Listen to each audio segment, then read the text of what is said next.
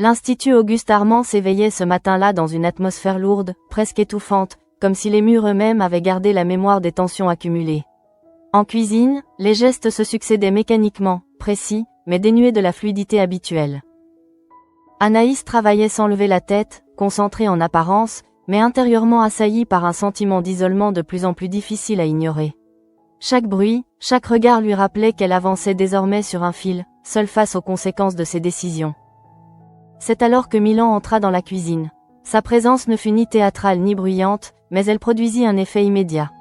Anaïs releva les yeux, surprise, presque incrédule. Elle n'avait pas vraiment cru qu'il reviendrait après les défections successives, après les tensions, après ses propres paroles prononcées sous le coup de la colère. Elle laissa échapper qu'elle ne s'y attendait pas, que quelque chose en elle avait déjà intégré l'idée d'être abandonnée.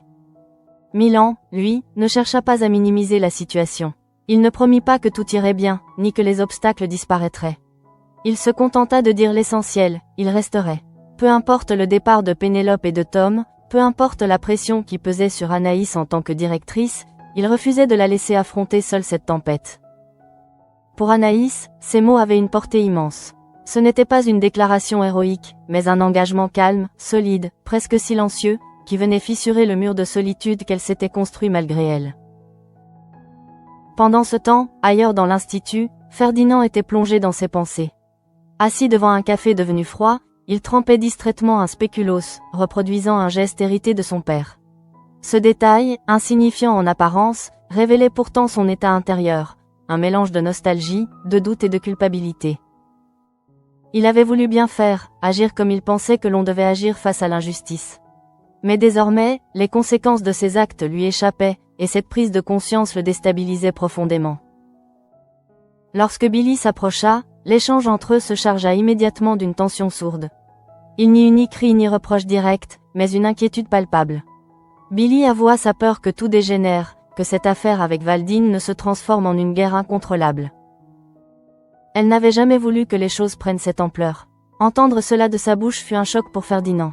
Il comprit alors que, sous couvert de protection, il avait peut-être contribué à nourrir un conflit déjà trop violent. C'est à ce moment précis que Léonard intervint. Observateur attentif, il ne tourna pas autour du pot. Selon lui, Ferdinand ne jouait pas les justiciers uniquement par sens moral. Il l'accusa, sans détour, d'agir aussi, peut-être surtout, parce qu'il éprouvait quelque chose pour Billy. Le silence qui suivit fut lourd de sens. Personne ne confirma, personne ne nia vraiment. Mais l'idée, une fois formulée, resta suspendue entre eux, impossible à ignorer.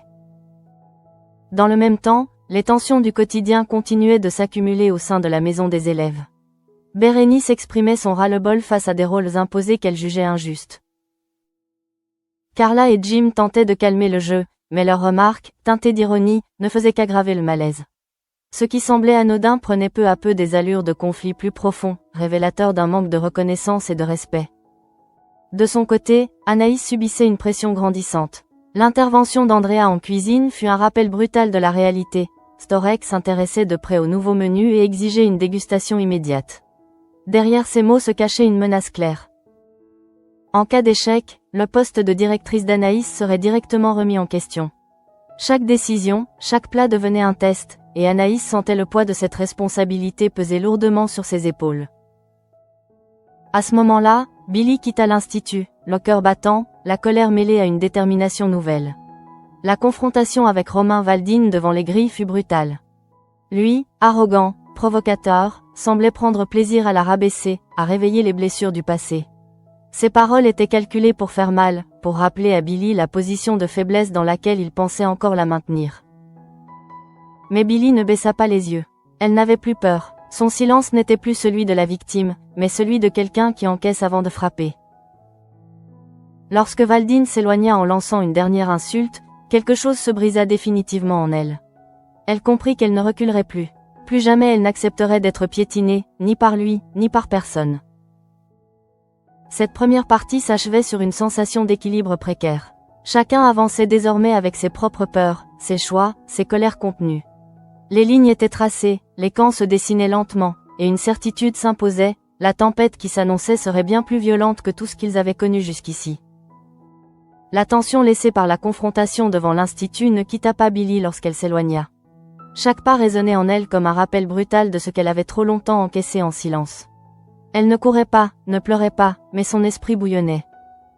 Valdine venait de franchir une limite invisible, celle qui transforme la peur en colère froide, méthodique, presque lucide. Pour la première fois depuis longtemps, Billy ne se sentait plus acculée.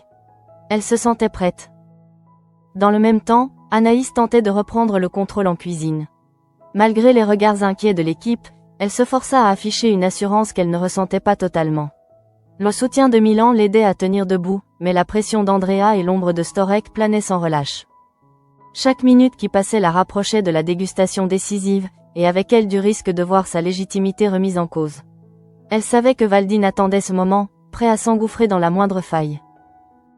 C'est alors que Bianca annonça qu'elle resterait aux côtés d'Anaïs pour le service. Ce choix, loin d'être anodin, redonna un souffle à la directrice.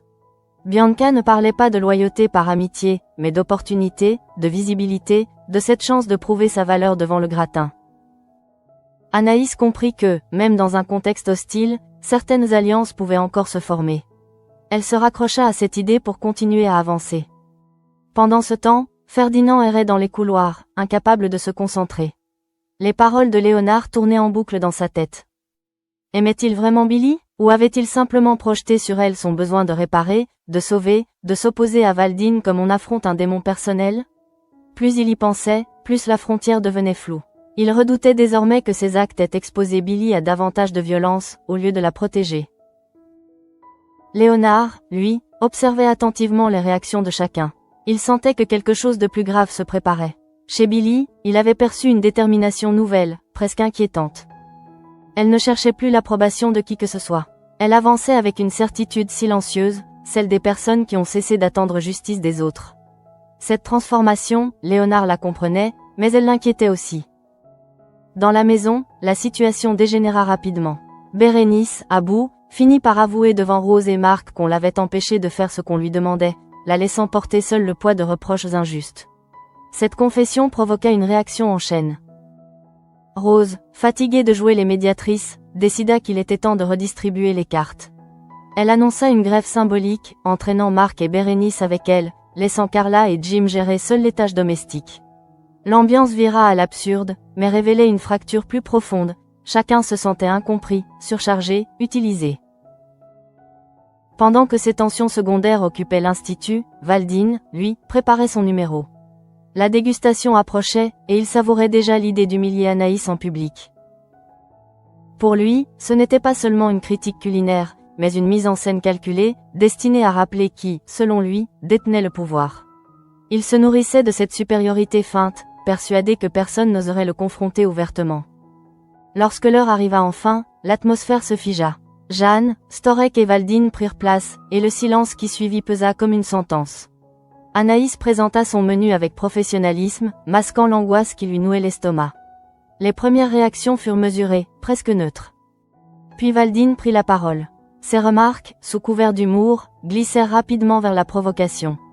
Il évoqua des ingrédients sensibles, rappela des épisodes douloureux du passé, lança des piques qui firent tressaillir l'assemblée. Anaïs se força à ne pas répondre. Chaque fibre de son être criait l'injustice, mais elle savait qu'un mot de trop pourrait se retourner contre elle. Jeanne, choquée, tenta de recadrer la discussion, mais Valdine se retrancha derrière un sourire narquois, affirmant qu'il ne faisait que plaisanter. Ce jeu cruel, Anaïs le subissait sans broncher, consciente que la moindre réaction émotionnelle serait interprétée comme une faiblesse. À l'extérieur, un bruit attira soudain l'attention. La voiture de Valdine, garée devant l'Institut, avait été vandalisée. Les pneus crevés, les vitres brisées, tout indiquait un acte délibéré. L'agitation gagna immédiatement les couloirs. Jeanne exprima son inquiétude, espérant que personne de l'Institut ne soit impliqué. Anaïs, elle, sentit un frisson la parcourir. Une intuition sourde s'imposa à elle, mêlant inquiétude et certitude. Sans attendre, Anaïs quitta les lieux et se rendit au Marais Salant, là où elle savait pouvoir trouver Billy. Le décor, paisible en apparence, contrastait violemment avec la tension de l'instant. Anaïs alla droit au but. Elle demanda à Billy si elle était responsable de ce qui venait de se produire. Il n'y eut ni détour ni justification. Billy admit calmement avoir vandalisé la voiture de Valdine. Ce qui frappa Anaïs ne fut pas l'aveu en lui-même, mais le ton employé. Billy ne tremblait pas, ne cherchait pas d'excuses. Elle expliqua qu'elle refusait désormais de se laisser écraser, qu'elle ne supporterait plus jamais les humiliations de cet homme. Et surtout, elle avertit Anaïs, ce geste n'était que le début. La vengeance qu'elle avait en tête ne faisait que commencer. Anaïs resta silencieuse, partagée entre la peur des conséquences et une compréhension profonde de la colère de Billy. Elle voyait dans ses yeux une douleur ancienne, transformée en force dangereuse. À cet instant précis, elle comprit que la situation avait dépassé le simple cadre d'un conflit professionnel. Une guerre personnelle venait d'être déclarée, et rien ne garantissait qu'elle pourrait être contrôlée. Cette deuxième partie s'achevait sur cette certitude glaçante, l'équilibre était rompu. Billy avait franchi un point de non-retour, Valdine venait d'être touché là où il ne s'y attendait pas, et l'institut tout entier se trouvait désormais pris au piège d'une escalade inévitable. La nouvelle du vandalisme se propagea dans l'institut à une vitesse déroutante, comme une onde de choc silencieuse qui fissurait les apparences. Les regards se croisaient, lourds de soupçons, et chacun cherchait à comprendre jusqu'où cette affaire pouvait aller. Valdine, lui, affichait un calme étudié, presque provocateur. Derrière son sourire crispé, une colère froide s'installait, nourrie par l'idée qu'on avait osé le toucher là où il se croyait intouchable. Dans les couloirs, les murmures prenaient une tournure plus sombre. Certains évoquaient une simple dégradation matérielle, d'autres parlaient déjà d'un acte de rébellion. Valdine laissait planer l'ambiguïté, jouant de son statut et de sa réputation pour maintenir une pression constante. Il ne désignait personne ouvertement, mais ses allusions, soigneusement distillées, suffisaient à faire comprendre qu'il n'avait pas l'intention de laisser passer cet affront. Pendant ce temps, Billy restait au marais salant, immobile, observant l'horizon. Le vent marin lui fouettait le visage, mais elle n'en avait cure. Elle sentait une forme de soulagement étrange, mêlée à une appréhension sourde. Ce qu'elle avait fait ne pouvait être effacé, et elle en acceptait pleinement les conséquences. Pour elle, cet acte n'était pas une explosion de colère incontrôlée, mais un message clair, elle refusait désormais de subir. Anaïs, de retour à l'institut, tenta de reprendre ses esprits. Les félicitations de Jeanne pour son professionnalisme durant la dégustation auraient dû la rassurer, mais elle résonnait étrangement creuse. Elle savait que Valdine n'en resterait pas là. Son humiliation publique avait été calculée, et la dégradation de sa voiture ne ferait qu'attiser son besoin de revanche. Anaïs se sentait prise en étau entre la loyauté envers Billy et la responsabilité écrasante qui pesait sur elle en tant que directrice. Dans l'ombre, Ferdinand observait l'évolution de la situation avec une inquiétude grandissante. Il ne pouvait s'empêcher de penser que tout cela lui échappait désormais. Les mots de Billy, son regard déterminé, l'avaient marqué. Il comprenait sa rage, mais redoutait la spirale dans laquelle elle semblait s'engager. Une partie de lui voulait intervenir, la retenir, tandis qu'une autre reconnaissait qu'il n'avait plus ce droit. Léonard, quant à lui, demeurait sur la réserve. Il percevait clairement que Valdine utilisait chaque événement comme un levier pour renforcer son emprise psychologique. La provocation lors de la dégustation, le ton faussement léger, puis cette posture de victime après le vandalisme. Tout faisait partie d'un jeu dangereux. Léonard craignait que Billy, malgré sa force, ne sous-estime la capacité de Valdine à retourner la situation à son avantage. Dans la maison, la redistribution des tâches continuait de provoquer des frictions. Carla et Jim, désormais responsables de la gestion quotidienne, réalisaient l'ampleur du travail qu'ils avaient jusque-là minimisé. Bérénice, observant la scène, ressentait une satisfaction mêlée de culpabilité. Ce chaos domestique, bien que secondaire, reflétait le climat général. Chacun était confronté aux conséquences de ses actes, sans possibilité de se dérober. À la tombée de la nuit, Valdine refit surface, plus incisif que jamais. Il laissa entendre, devant plusieurs élèves, qu'il comptait faire toute la lumière sur ce qui s'était passé. Son discours, à peine voilé, insinuait que certaines personnes se croyaient au-dessus des règles, mais qu'il se chargerait personnellement de rétablir l'ordre. Ces paroles, prononcées avec un calme glacial, firent naître un malaise palpable. Billy, de son côté, ne se cachait plus. Lorsqu'elle revint à l'institut, son attitude avait changé.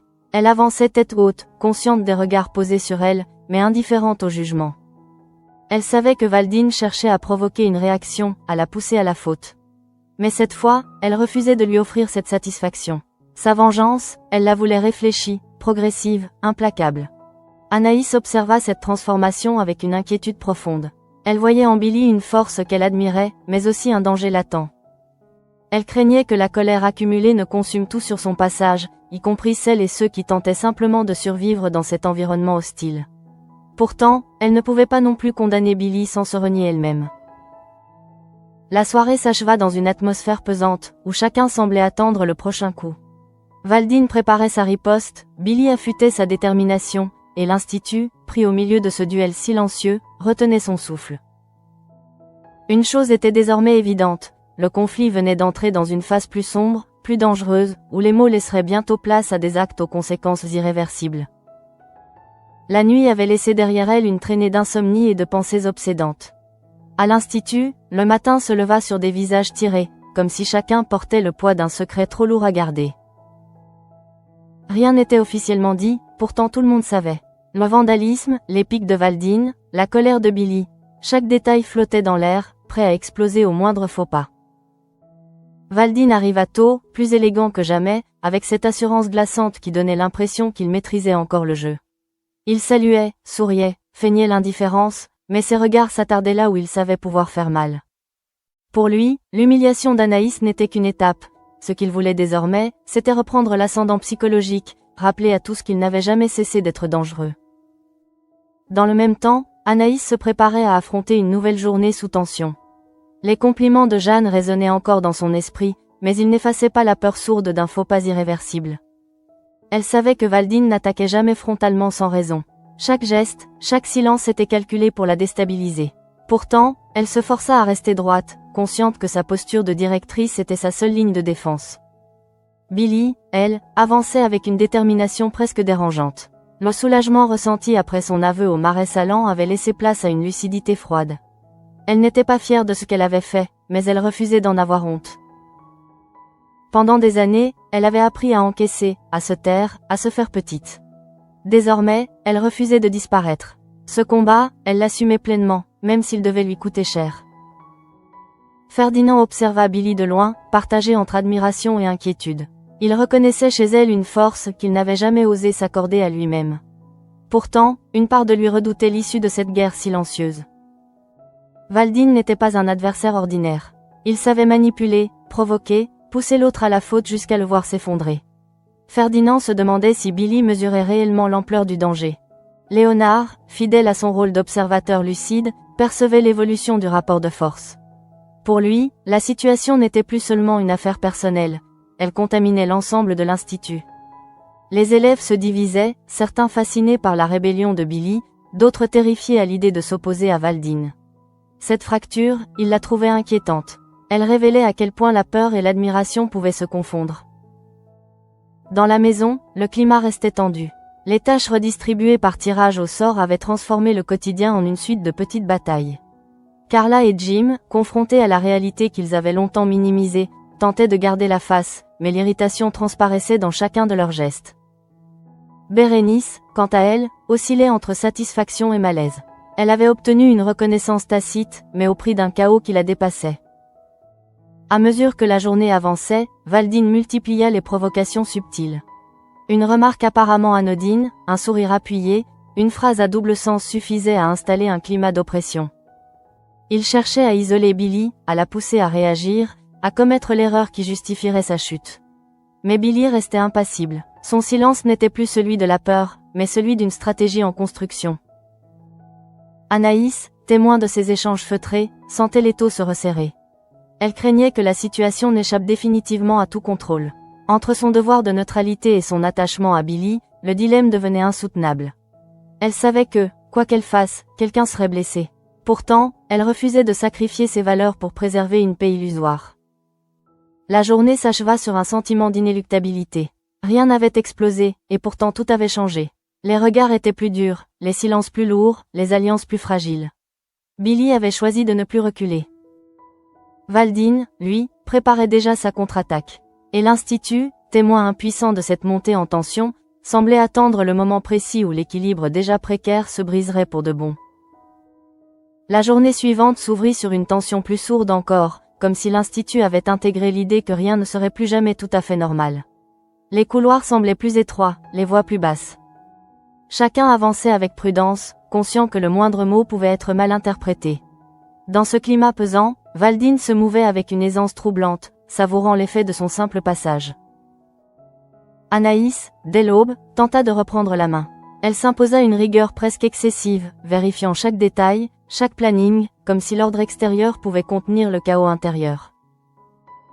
Elle sentait pourtant que le danger ne venait plus seulement d'une critique culinaire ou d'un rapport administratif. Le véritable risque était humain, émotionnel, et donc bien plus difficile à maîtriser. Elle craignait que l'affaire ne dépasse l'Institut et n'emporte avec elle ceux qu'elle voulait protéger. Dans le même temps, Billy poursuivait sa route, déterminée, mais pas aveugle. Elle avait passé la nuit à ressasser ses choix, à mesurer ce qu'elle était prête à perdre. Elle savait que Valdine ne tarderait pas à réagir, et que sa réponse serait probablement disproportionnée.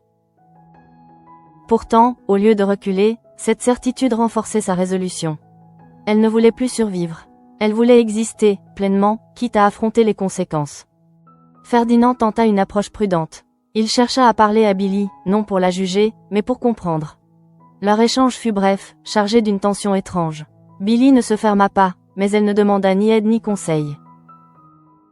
Elle lui fit comprendre que cette bataille lui appartenait, que personne ne pouvait la mener à sa place.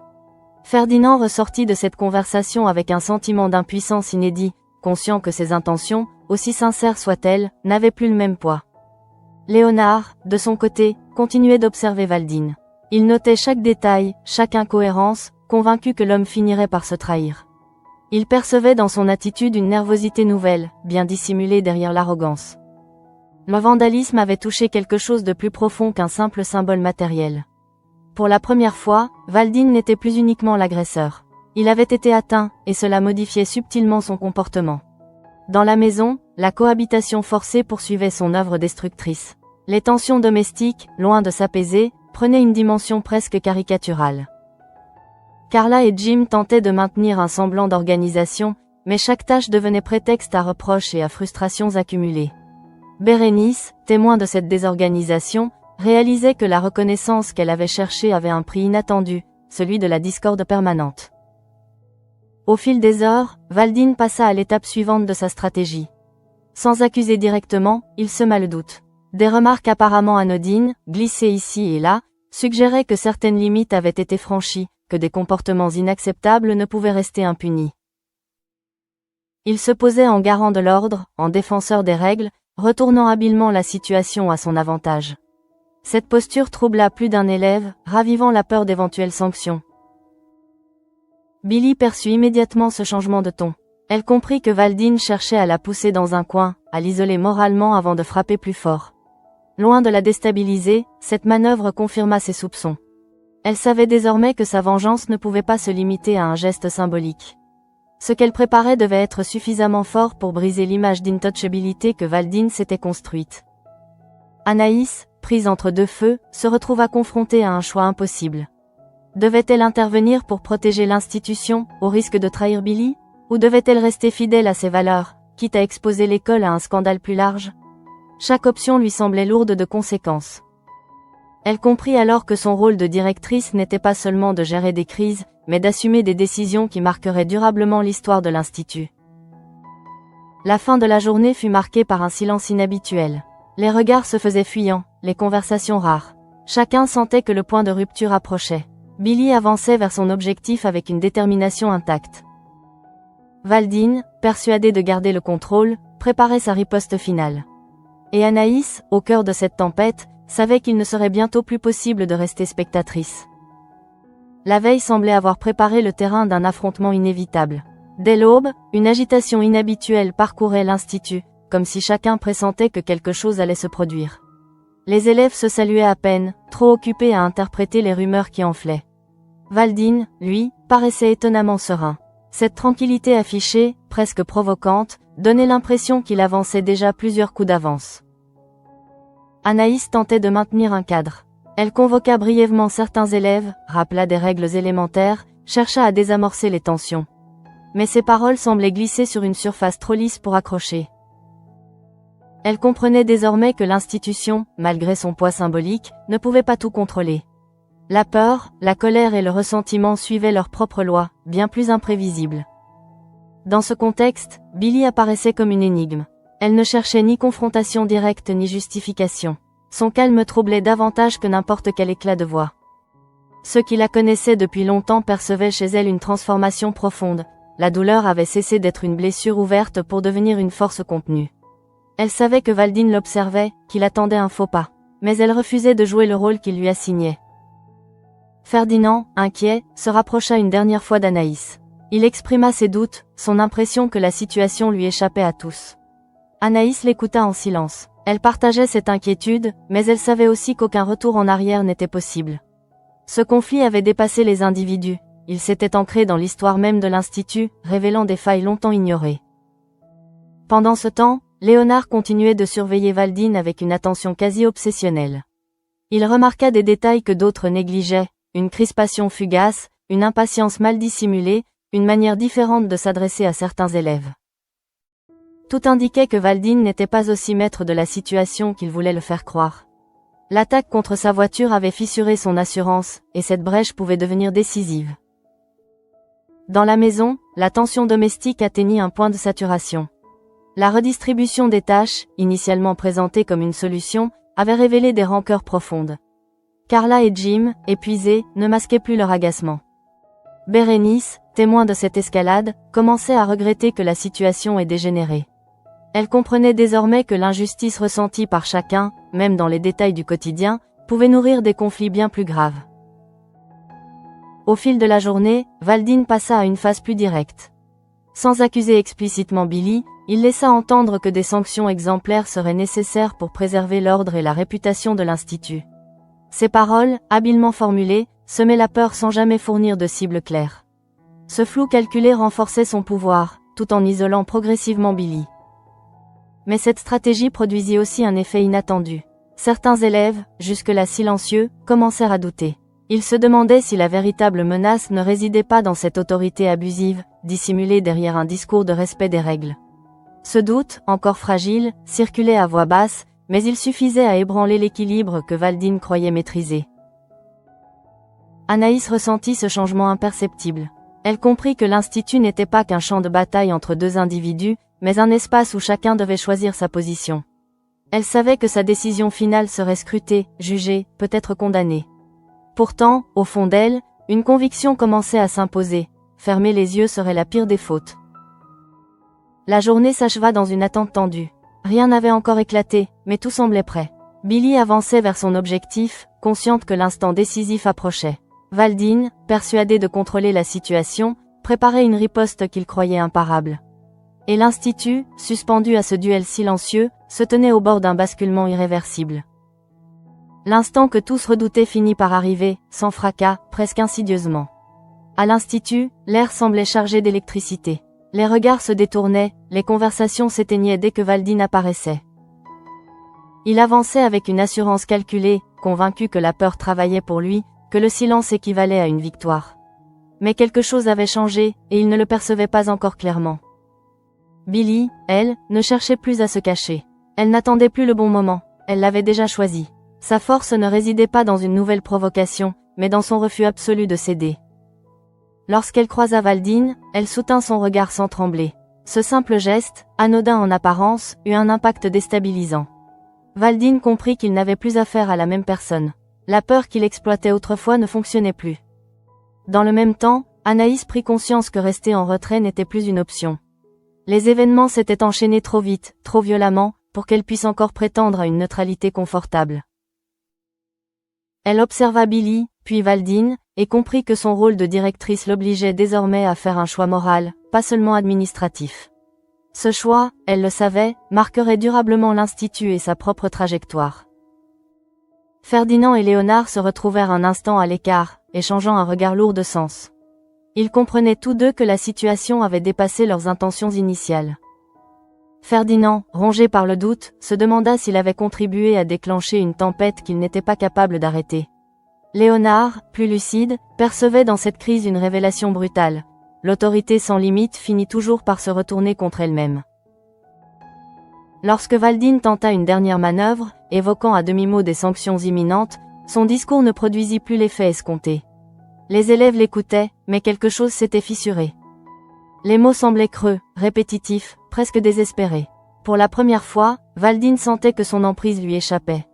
Il n'était plus le centre de gravité de la peur, mais un homme isolé, confronté à une résistance qu'il n'avait pas anticipée. Billy comprit alors que sa vengeance n'avait pas besoin d'aller plus loin.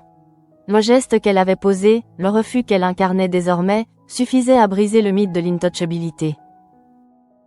Elle n'avait pas gagné une guerre, mais elle avait repris quelque chose de bien plus précieux, sa dignité.